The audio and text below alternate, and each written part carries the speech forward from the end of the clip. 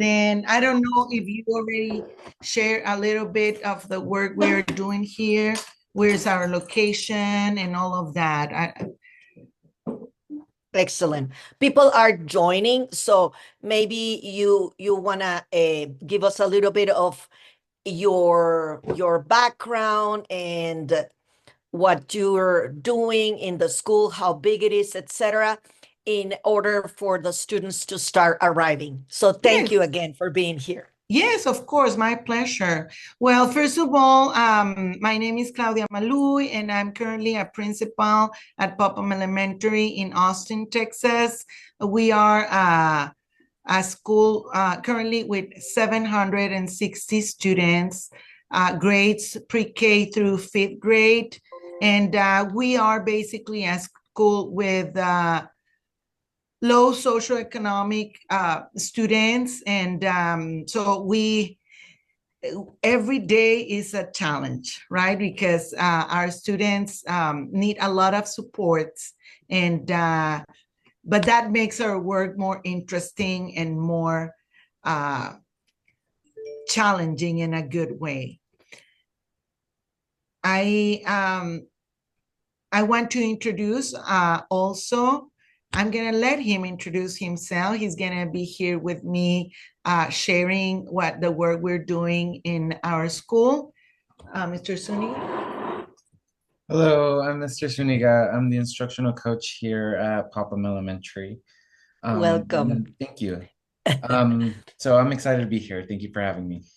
Thank you. Mr. Zuniga, I was just sharing with our friends, teachers in Ukraine, how valuable it is at the schools. When I came to the United States, I don't even want to tell you how long ago, the support, but how important it is for teachers to be open to welcome new strategies and to reflect and improve. So can you tell us a little bit of what you do? How do you support teachers in the classrooms? Of course, yes. So we do, I provide space for a lot of collaboration for teachers. So I think it's very important for us to be able to share strategies and be vulnerable with one another to provide each other feedback and how we can better support our students in the classroom. And my role is to facilitate conversations with our teams to make sure that we are making data-driven decisions for our students.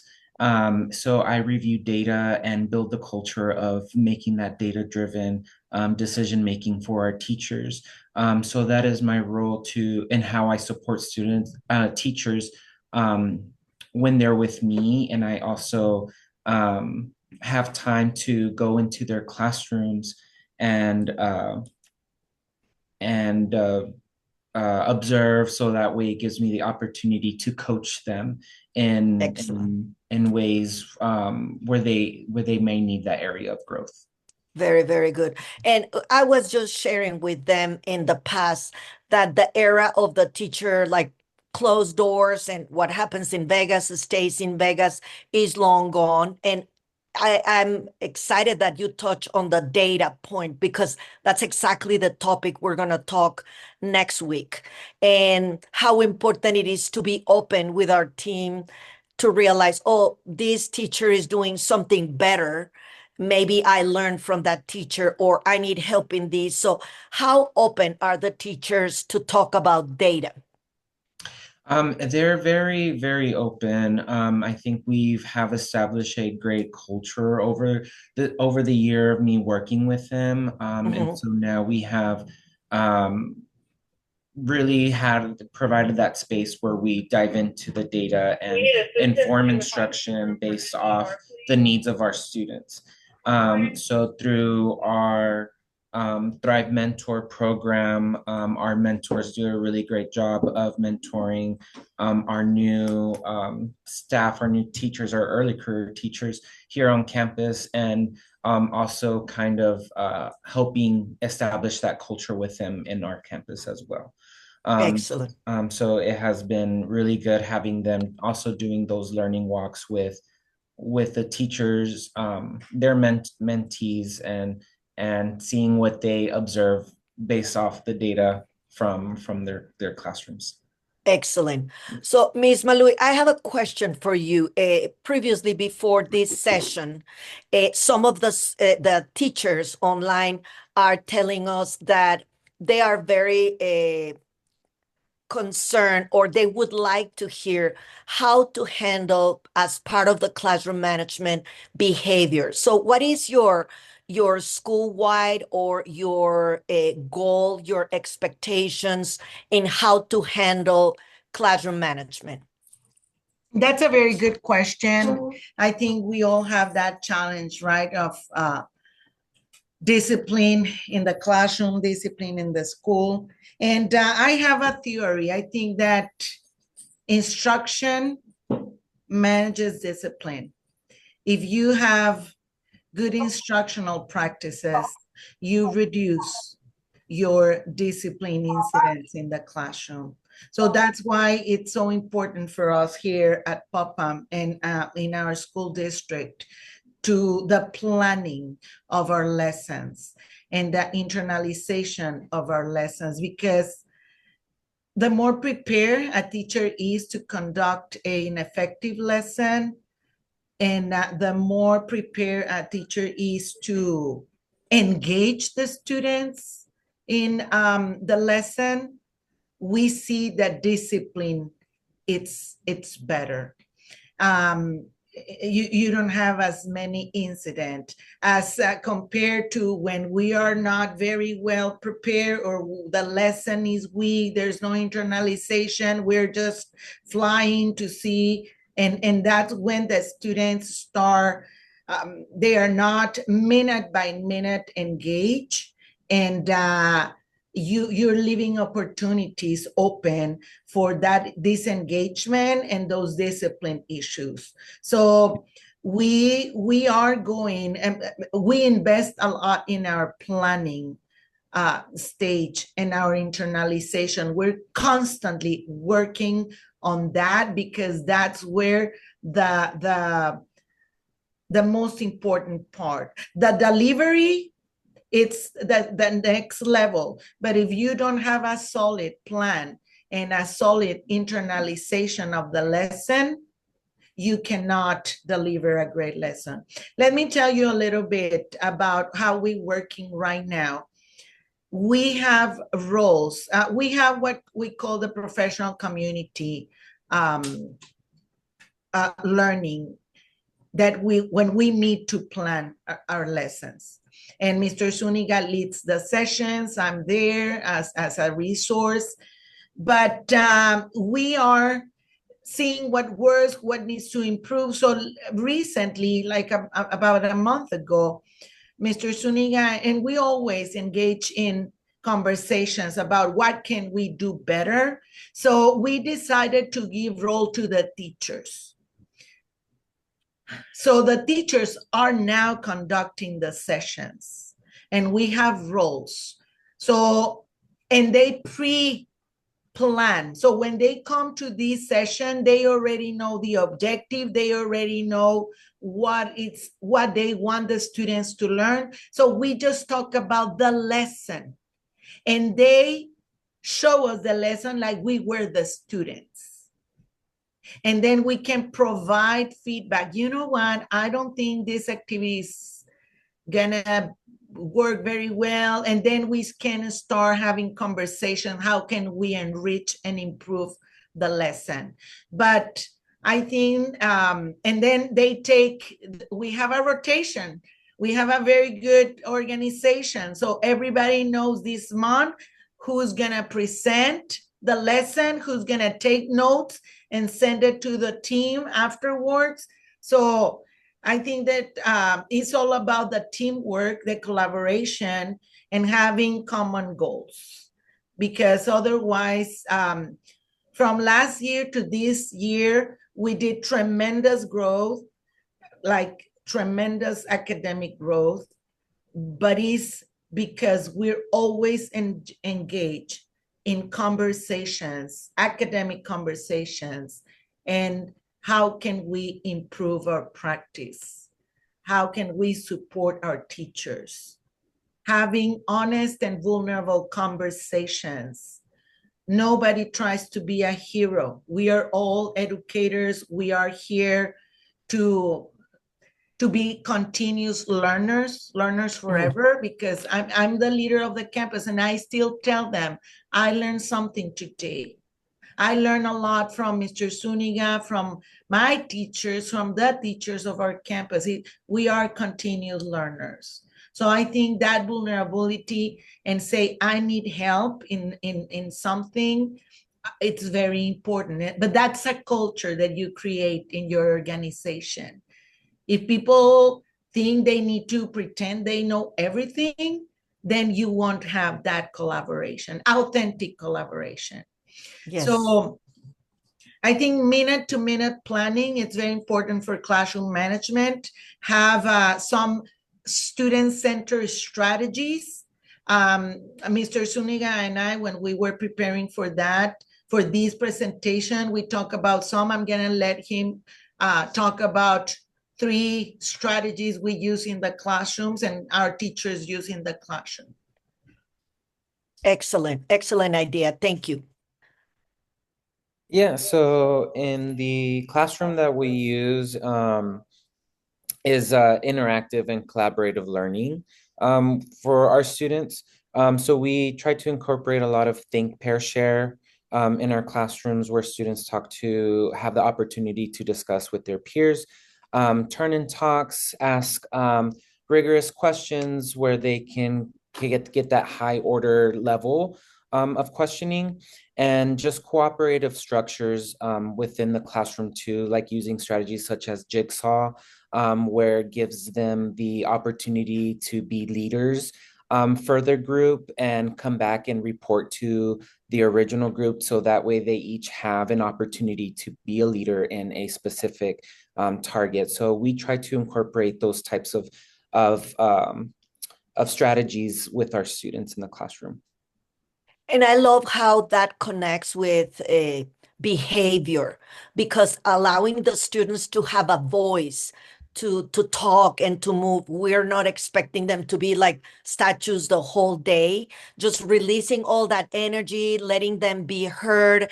That really contributes to good behavior. So thank you so much for sharing. Ms. Maluy, do you want to add anything before we open to questions? Yes, of course. I want to piggyback on what Mr. Suniga was saying about the strategies, successful strategies. He mentioned the one that we are really trying to continue growing, that is turn and talk. And that is related to the language objectives. I want to emphasize that in every lesson when we're planning, we develop 2 types of objectives. The learning objective, which is the TEKS, the concept, the academic knowledge, but also and simultaneously, we develop the language objectives. How our students develop language related to this content. So in our whiteboards, when you enter a classroom here in our school, we have in the whiteboard, every teacher needs to have posted the learning objective and the language objective. And the language objective is 4 skills, that is reading, writing, speaking, and listening. So during the lesson, they simultaneously need to be using language effectively. So that's why the importance of the turn and talk, because they listen and they talk. Because we have a say here, whatever our students cannot tell, they don't know. If you cannot talk about a topic, that you're not showing you have mastery over a topic. If we're learning about the water cycle, but the student is not able to say anything about the water cycle, then that knowledge is not there and needs to be continuously developed. So language objectives are extremely important, but for that to happen, you need to have 2 other strategies, which is proximity. That means that the teacher needs to be actively walking around and monitoring what the students are doing. Because if you're in the front, disconnected to the activity happening in the classroom, nobody's gonna be accountable of listening, learning, reading, writing, and talking. speaking. So you need to be there. That's proximity is, we call it a very important strategy. Another is frequent feedback. So while the students are learning, you are giving continuously feedback.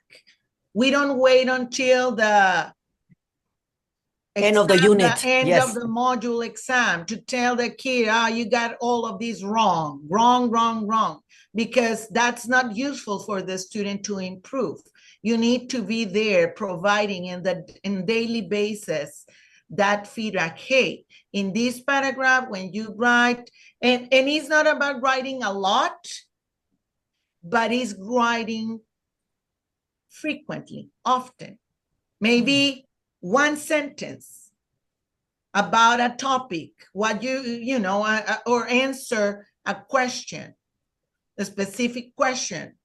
And your exit ticket today is writing that sentence, or even completing a sentence stem. Sometimes, according to the level of the student, they cannot even write one sentence, but you can give them a part. We call them sentence stems. Today, or from these texts, the cause and effect is, and then you leave a blank and they complete. When the students that are able to write a complete sentence, they do it. It depends on the student level. But the teacher need to be there really engaging with the students' learning. And then mastery will come eventually. But those are some strategies that we can share with you today that we are implementing in our campus, and we see some good results. Thank you so much. Those perfect examples for the teachers there in Ukraine to start polishing their skills. But now I would like to open, and number one, thank you to you and Mr. Zuniga for your time and sharing with us your expertise. But I would like for the teachers there in Ukraine, you can use the chat to let us know if you have any questions before Ms. Maluy and Mr. Zuniga continue with their day. Can you imagine taking care of 760 students? I cannot even imagine. So I've got a question. So Natalia Nazarenko, Miss Claudia, thank you very much. It was very useful for us, but I've got a question. So you have mentioned that teamwork is very important. The lesson, of course, I agree with you, but what about individual approach? Do you use it, and how do you use it? So you have mentioned that you meet challenges in classroom every day. So what are these challenges? How do you use individual approach to some students for whom to acquire the material is a little bit difficult? So could you answer, please? And that's a great question, Natalia. Thank you for that. I think that I'm going to talk about small group and data. Mr. Zuniga was talking about data-driven instruction, and that's really the best bet you can do, is see what the student needs and address it in a small group. So we have three levels of instruction. We have tier 1, which is whole group, what you teach to everybody. Tier 2 is when our students are missing some skills. So you pull in your classroom that small group to reteach and to spiral some of the objectives that you already taught in the past, but they need to be brought back to spiral and reteaching. And then we have tier 3, where the students are really, really not grasping the content, and you give more intense intervention. So we provide intervention to those students who are struggling academic. And in reality, Natalia, we provide intervention for everything, even behavior. Because when imagine you plan a wonderful lesson, you have everything in place, and you still have a student that is not following expectations, that is not doing their work. So I think the most important, Natalia, and is that when the students know you care, that you're not just correcting because they are wrong and they are bad. I always tell our students, you are a great kid. Your behavior, however, needs to improve. The choices you're making, the language you're using, the comments you're making, the tapping, the throwing the pencil, that needs to change. But you're a great kid that deserves a good future. Yeah, I like that you're separating the person with the behavior. Totally. Excellent. Yes, yes. Because that gives them hope that, and they deserve it. And I'm very clear in telling them, you deserve a good education. So let's break those barriers that are interfering for you to, in your right to deserve good education. So it might be your behavior.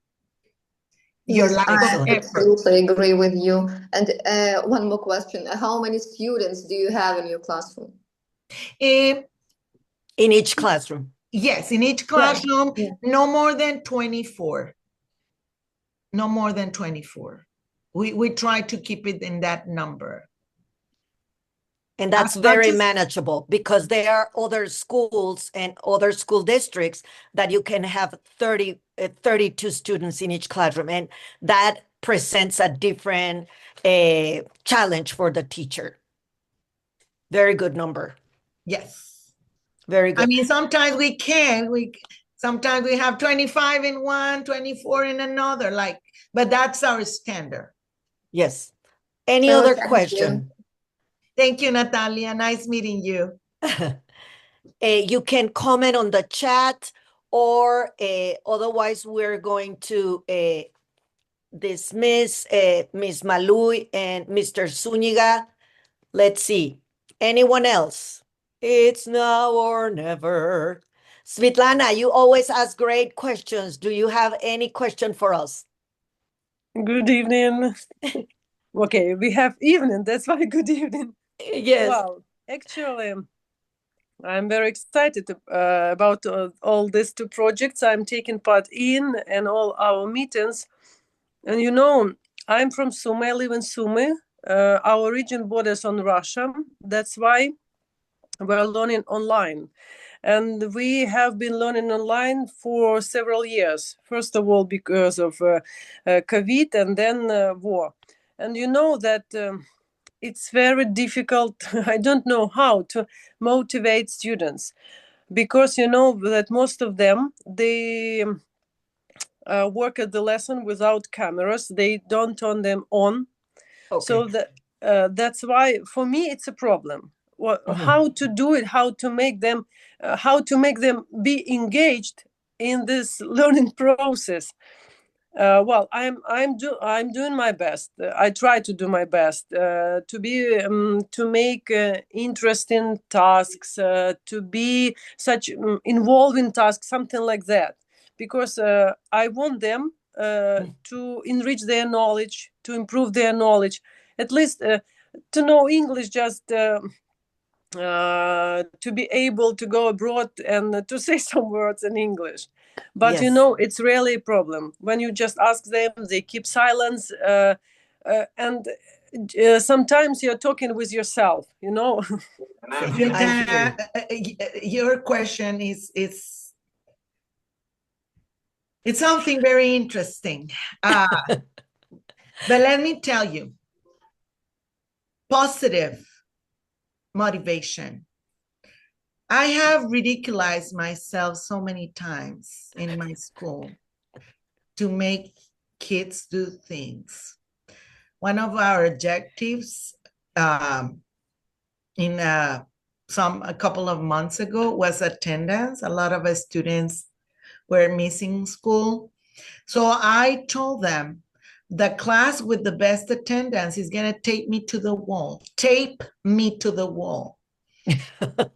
So the students immediately got motivated and they wanted to tape me to the wall, and they did. The students, so we give them a little piece of tape, masking tape or painter's tape, and they tape me to the wall. That was the reward. So number one, Sviltana, I think that you need to have norms and you have to have expectations, clear expectations. And in order to, sometimes you need to bribe the students to do that, right?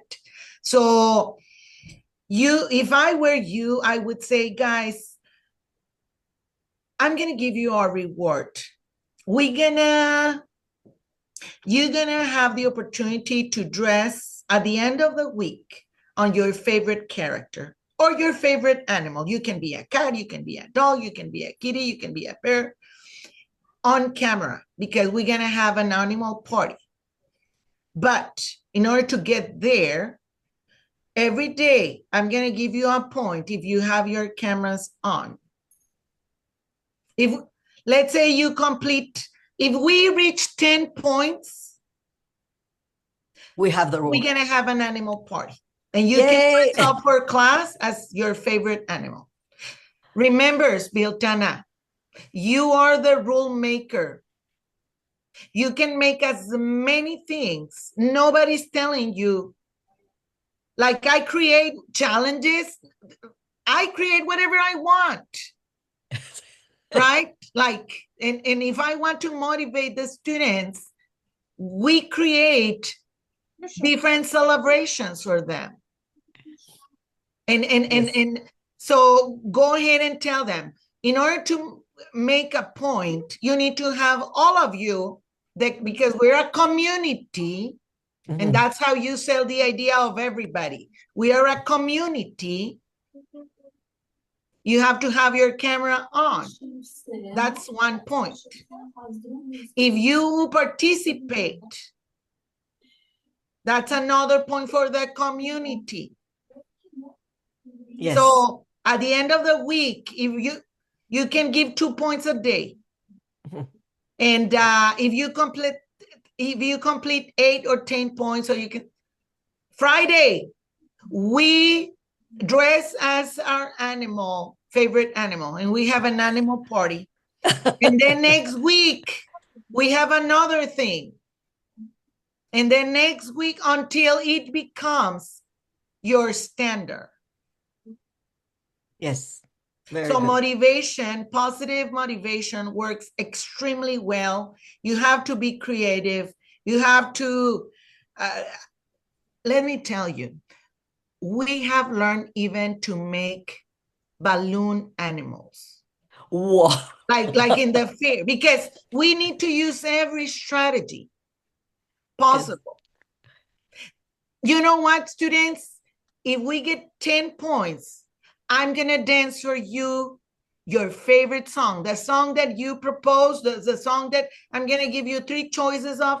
You can vote for the song, and I'm a teacher. I'm going to dance for you 30 seconds, 1 minute. That's the motivation for the week. Wow. And then next week, you get another idea. Go to Google. There are a lot of ideas. I wear a hat, or I wear ¿cómo se llama? A wig. A wig. Or I wear, so you need to make it fun, make it engaging, making for them to want to be, because my teacher is like, I don't know what my teacher is. And if you cannot think of anything, this week is surprise. If we get 10 points, because you don't know what you're going to do, right? You still don't know. But you say, this week is a surprise. Friday, I will tell you. Ooh, then you have the week to plan. Yes. So just get, the first rule to have a wonderful classroom is for you to enjoy it.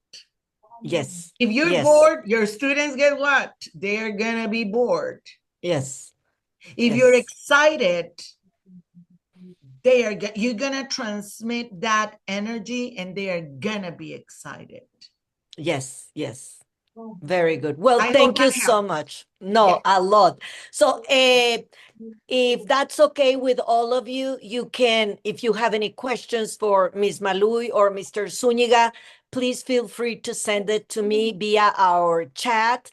But for today, we just want to thank you for your time. Thank you for devoting this time to all of you. We appreciate and keep on shining and keep on doing that great job for the Popham family. Thank you so much to everyone. Mr. Zuniga, anything you want to say before we leave? Yeah, no, thank you all. This was wonderful. I hope you all learned some valuable strategies and things. And yes, please send those questions if you think of anything, and we're more than happy to help. Thank you. Thank you so much. Have a great day and hope to see you soon. Bye-bye. Thank you. Thank you. Well, for all of us, let's continue. Welcome, everybody. We have a great presentation today to Ms. Maluy and Mr. Zuniga from the Popham Elementary School in Austin, Texas, with a population pre-K to fifth grade of 760 students. So we appreciate their time. They have a lot of things to do.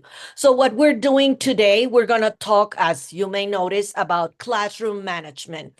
Again, you know we are recording this session, and I want to start with with a video. I don't know if you have ever seen this video of the Apollo 13 share computer sound. How do I do it again? Optimize video sharing. Okay, so let's see the video and then we talk and then later. If you could give your oxygen tanks a stir. See, you click on that square, like in the lower right side. Are you being able to see it and hear it? Yeah. So we can see that. I just suggest what can be done. Oh, Yep. let me expand it. Uh-huh. Okay, no, this is not the one I want. Hold there. Let me go to YouTube. And then if you could give your oxygen tanks a stir.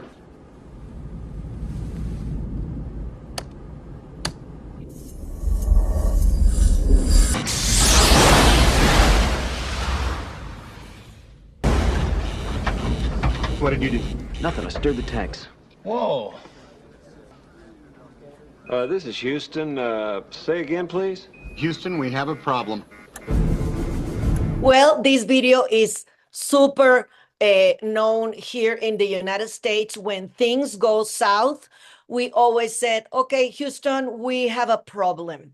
And honestly, Houston didn't have a problem. The problem was for the two astronauts that were in the Apollo 13 in 1996. So sometimes we have situations in our classroom that really disbalance or disrupts the lesson. And I cannot agree more with Ms. Maluy in regards the classroom management. It starts with a very well thought lesson. I suggest to even rehearse before the school starts, to rehearse how do you redirect the attention of the students? How do you set your expectation? Practice with each other so that when the situation happens, you already have a plan in place. It's like the baseball players, they practice and practice and practice. So when the ball actually comes, it comes natural. It's like an instinct. Instead of being angry or being frustrated, you already have a plan in place. Let's compare and contrast the traditional classroom management when it's teacher-centered, when the teacher is the one running the classroom, you see, for example, the teacher-student behavior, it's completely authoritarian. The students obey based it on fear, not based it on motivation and desire to learn. In contrast, when you set a classroom environment where the students feel safe and welcome, well, you have a cooperative and enthusiastic classroom. In regards motivation, well, if it's based on fear and intimidation, well, the students are frozen. You have very low score, very participation, because they don't want to be the center of the teacher's wrath or the teacher's anger. In contrast, when you have motivation from within, the students want to perform, want to please you, want to be there. There's a opportunity for games, for fun, for nice, give me 5 and well done. And it comes natural when the climate in the classroom is calm and is relaxed. Another thing is about expectations, and Ms. Maluy and Mr. Zuniga said it perfectly. You need to be very clear in your expectation. Over the years that I have been teaching, I realized when something happened in my classroom that I don't like it is because I didn't set clearly the expectations. We're going to do A and B and C and then repeat it for me. And then I write it in the board so they can see it, they can hear it, they can go back again and again if they are not understanding the expectations. Another one is the guidelines. You have to have opportunities for the students to know how to do things. You can have posters, like this is the way you, for example, I have it to access the website for new students that have zero technology skills. At the beginning of the semester, I write, you go to the internet, you go to this website, you click here, you check that you're in the right term. So I have it very clear and I say it and I point it out and I point it out. So they know this is the routine. This is what we do here. So then when you respect and develop cooperative efforts, I'm going to ask everybody to mute their microphones, please.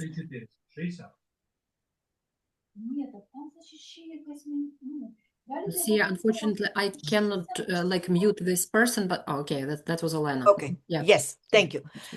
Very good. So then we go to individual variations. Miss Maluy was telling us how important it is to have in our lesson. This is what I'm going to teach to the whole class.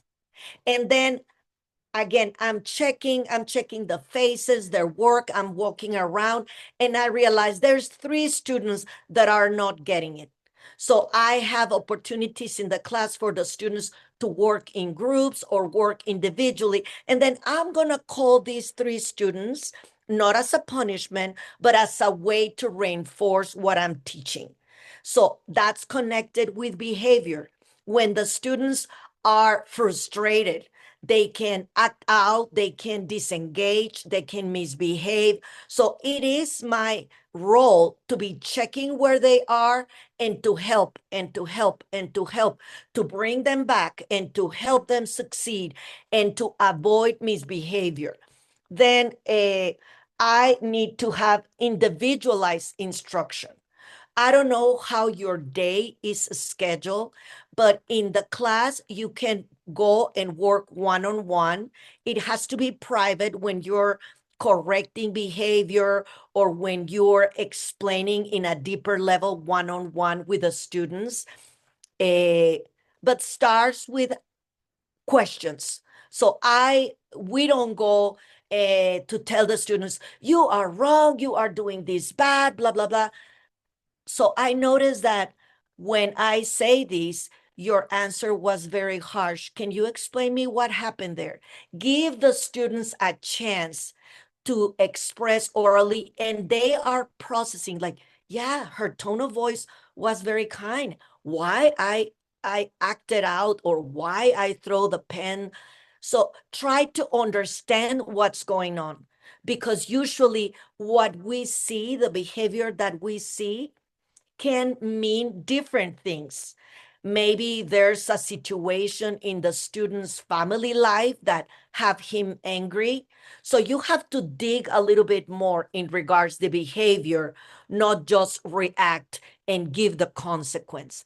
Then another thing is the classroom setting. We're going to talk about how important is how you organize your desk, your tables, your chairs in order for the class to work better. And then integrating technology.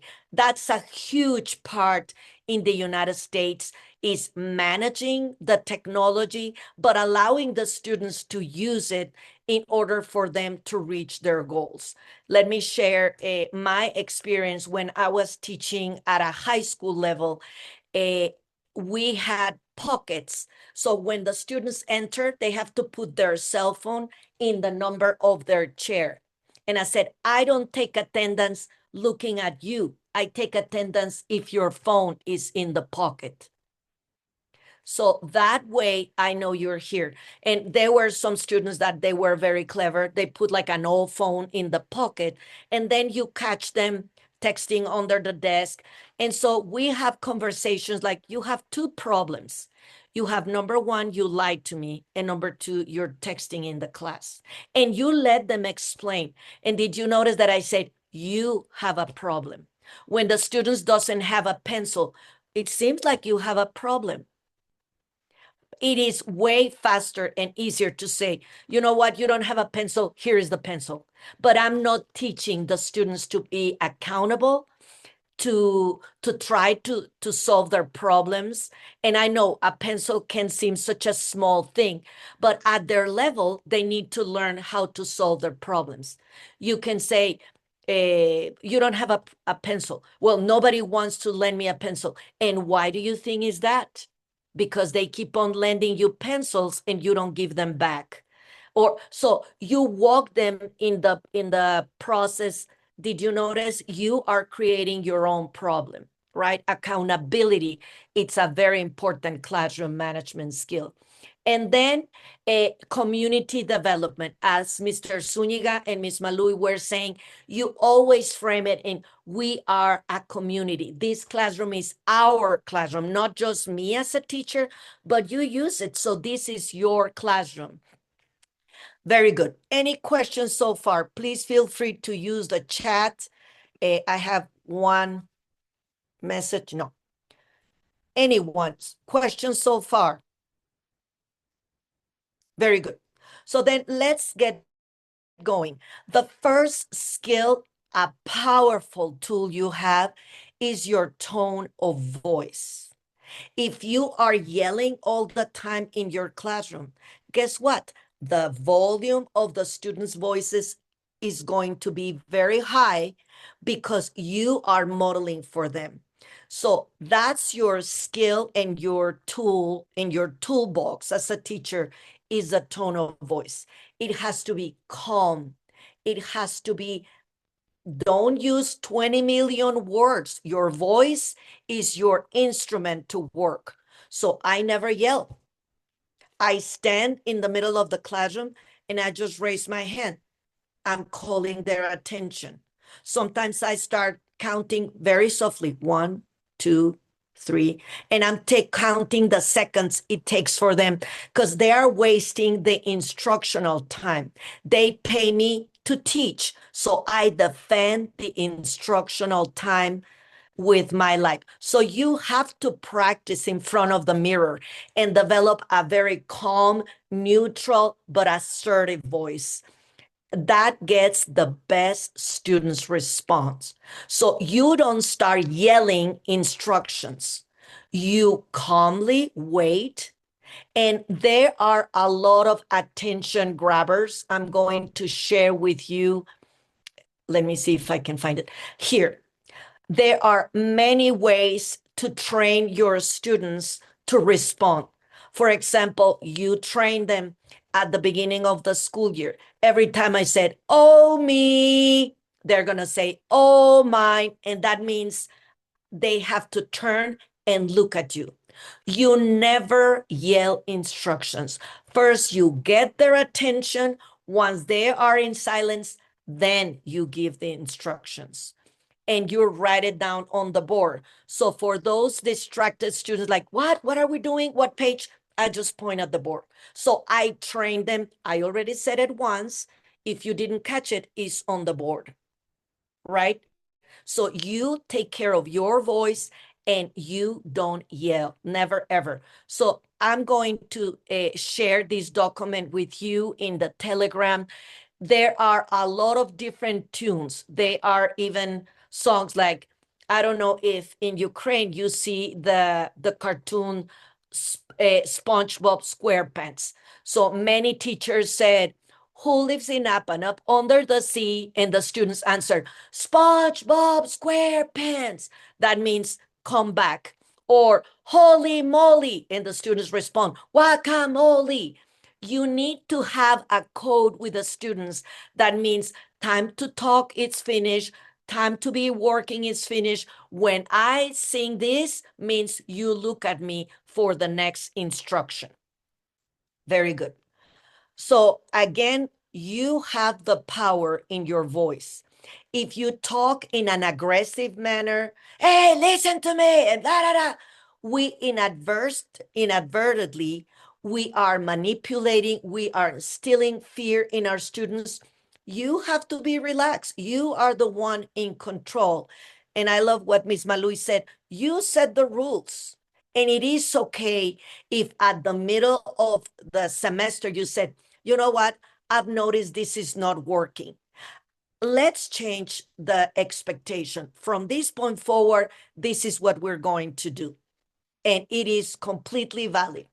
So then before we even start teaching, there are a bunch of things that have to happen in order for us to have a classroom environment that students teach. So procedures in place. You don't start teaching content till you have all the procedures in place. You have to teach your students the first week. This is the way we do tests. And not just saying it, you actually do it. I have blank papers and I said, this is the way we distribute the paper test. And I said, facing down, nobody talks. From this point forward, my expectation is only the paper and your pencil. You're going to be looking at your paper, blah, blah, blah. And then this is the way you turn in test. I have a background in ballet, so for me, it's everything visual. So I teach them when you finish, and I make them do like table number 1. You're going to walk in this hallway.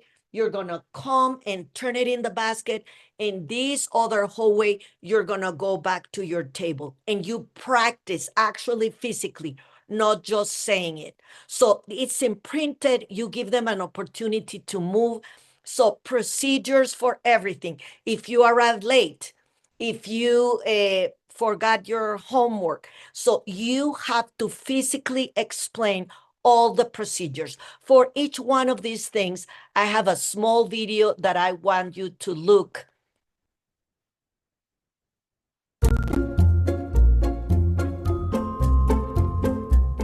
At our school, an observer may see students working independently, performing classroom jobs, or using objects appropriately, and think, wow, isn't she lucky? All these kids are really well behaved. But actually, their ability to do all that is rooted in a ton of structure and routine that we front load. And our first weeks of school are all about establishing those routines. First, think about where you might need a routine. Anything from managing noise level to how students line up, to how they rotate around the room. Do you want students to ask for permission to get out of their seat? Do you want them just to call out? What tools or supplies need explanation for use? Next, map out 2 weeks for establishing the routines. Choose one to focus on each day. Demonstrate and then make sure that you provide authentic opportunities for practice. Set expectations with each routine. What do you want to see? Build extra time into your schedule for demonstration and practice. Investing now will pay off later. Over time, assess how your routines are going and take notes for next year. Is there an activity that requires more routine or expectation setting? Is there a place where you might be able to pull back and have less structure? A balance is key so the classroom is both fun and high functioning. So as you may notice, we have to reflect. I need to explain this. And it is okay to say, you know what? Yesterday, when we distribute the material, that didn't work very well. Let's go back and let's do it again. And let's rehearse the procedure. It is totally okay for us to set back and say, that didn't work. So the way you distribute the materials in the classroom, the way the students talk to each other, all those expectations and procedures need to happen the first week. Many people think, no, from day one, I'm going to start with content. You're going to suffer the consequences the rest of the semester, of the rest of the school year, if you jump into content without talking about procedures. That's tool number one. Now, what about expectations? Again, if you jump on the content right away, you are missing big time opportunities to have control over your class. There's another small video here. Sense of belonging is one of the most important activators of a child's engagement in learning. As human beings, one of the most essential needs we have is the need to belong. When that sense of belonging is there, children throw themselves into the learning environment. And when that sense of belonging is not there, children will alienate, they will marginalize, they will step back. Norms are a way that we know whether we belong or not. What does social studies today look like, feel like, and sound like when we're supporting the norms? Right. To begin nearly every class, I start with the norms. We developed this list of about 10 adjectives. Our norms are communicative, collaborative, zealous, and the most important ones, focused and serene. This teacher engaged the class in establishing a set of norms. So by having children themselves create the norms, you are creating a pathway toward belonging for every single child in that class. And they have a role in this learning community that they had a share in building. Come up with a statement. What does social studies look like? What does it feel like? And what does it sound like? And use those adjectives that we brainstormed together for our norms. Social studies is collaborative. Everybody's kind of working together. We get to choose norms we think will help us with our work and get it done. This teacher created a common language with which to talk about our learning community. Let's start at this table right here. It looks and should feel focused. If we weren't focused, we wouldn't get any work done. If we weren't communicative, we might have someone struggling in the group. We can suggest to the group we should be able to say it at a controlled tone. Great. Thank you guys for reflecting on those norms, and we're going to think about those as we continue our work today. The classes that go really well are the classes when I start off reflecting on the norms and using those norms to articulate how our class will run well. Yeah. But sometimes it's good to take some of the norms outside. All right, we want to do just a quick circle, set the norms for the game today for Capture the Flag. One of our norms is to be serene, but there might be a class where there's an activity that requires a lot of walking around, movement, even noise. And, you know, on those days we recognize that today that's not going to be our norm. You have to be inclusive. You have to include everyone, so it could make the game better, more fun, and you could have a better chance of winning. Sweet, inclusive. It helps us own the behavior in the classroom. All right. Instead of a top-down list of rules that a teacher gives a class, these are words that we generated together. These are words that we believe in. Inclusive, focused, considerate. As you may notice, it looked like they're wasting class time talking about the norms that they require that day to get the job done. But in contrary, the teacher is gaining their attention by making the students reflect what are the expectations for today. After he explained, this is what we're going to do. What do we need to do in order to achieve this goal? So he is making the students own the expectation and the behavior. It's not the teacher creating the norm. Is let's talk about it. What do you need is the right behavior to accomplish this goal. We have to be inclusive, we have to be talking, we have to reflect, etc. Very good. So now let's talk about classroom management. So we need to dig deeper to find out what's the real cause of the problem, not just jump on this is the consequence. We have another small video, if that's okay with you. Sometimes misbehavior or inattention isn't what it seems. For many students, it stems from boredom or restlessness, seeking attention from peers, behavioral disorders, or struggling with issues at home. And some misbehavior is just a healthy part of a child's social and emotional development. Here are 6 common classroom management mistakes and what the research suggests you should do instead. A strategy that works for one student may backfire for another. Look for patterns in the behavior that might reveal the underlying reasons, and consider checking in with the student to see if the source of the problem can be identified. In a 2018 study, academic frustration explained student misbehavior 20% of the time. Students either didn't understand the assignment or it was too difficult, and misbehavior was an outlet for their disappointment. You don't have to fix all misbehavior. In fact, trying to do so can actually make things worse in the long run. Negative attention can make students feel marginalized, leading to more behavioral issues later on. Instead, highlight positive conduct like finishing work on time or efficiently transitioning between activities. Data walls, behavior charts, and other public displays of misbehavior don't improve student conduct, according to a 2019 study. Instead of calling students out publicly, approach them privately and encourage them to reflect on the wrongdoing, think about its source, and take responsibility for addressing it.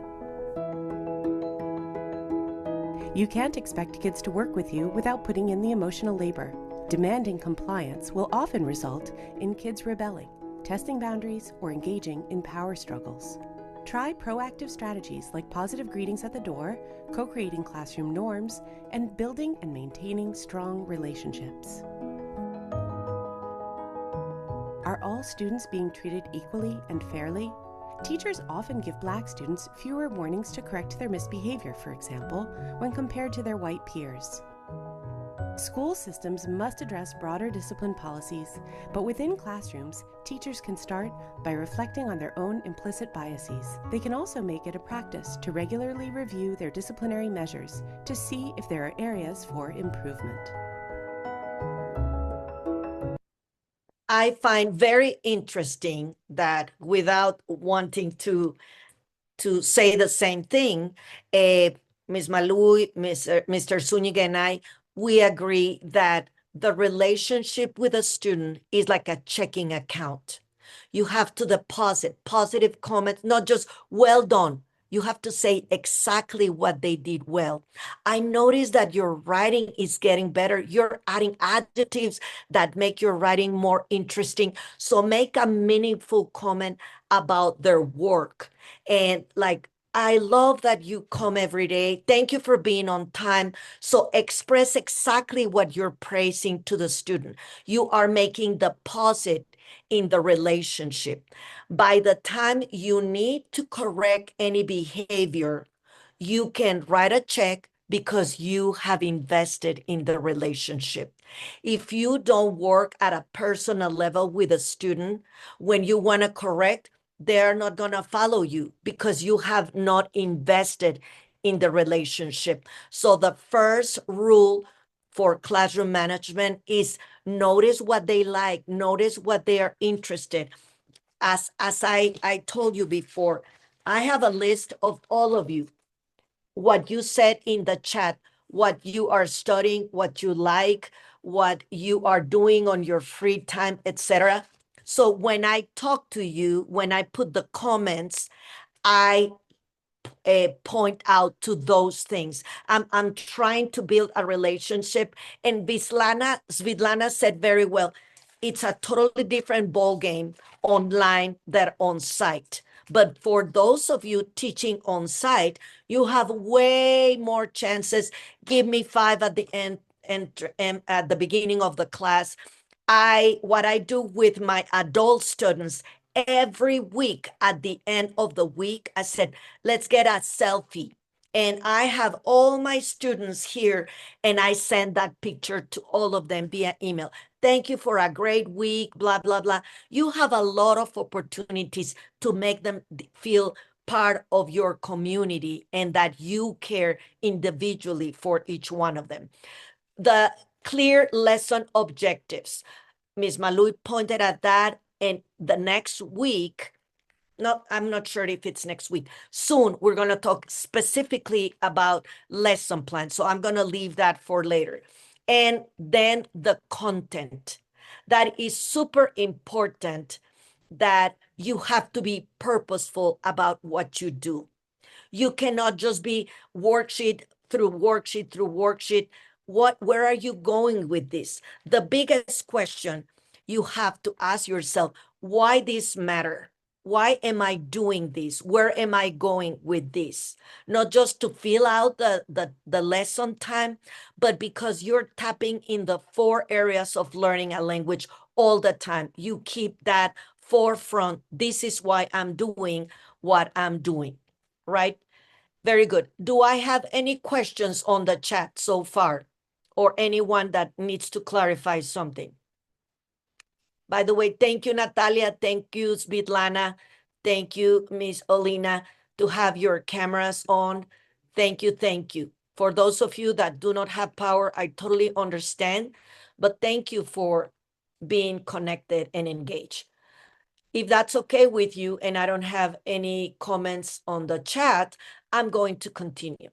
So number 1, I love this picture of a plastic utensil dispenser I found in a store here. And I'm like, that's exactly what I want to tell my friends in Ukraine. We wish we can pick and choose our students, like, give me 3 of visuals, give me 4 that are very good writers, or like the Coke machine. You put the class, you choose your button, and you get your result, your expected result. I wish life could be like that we can choose what we want, but life is not like that. In order for us to get a great class that we enjoy, that we have fun, that students are learning,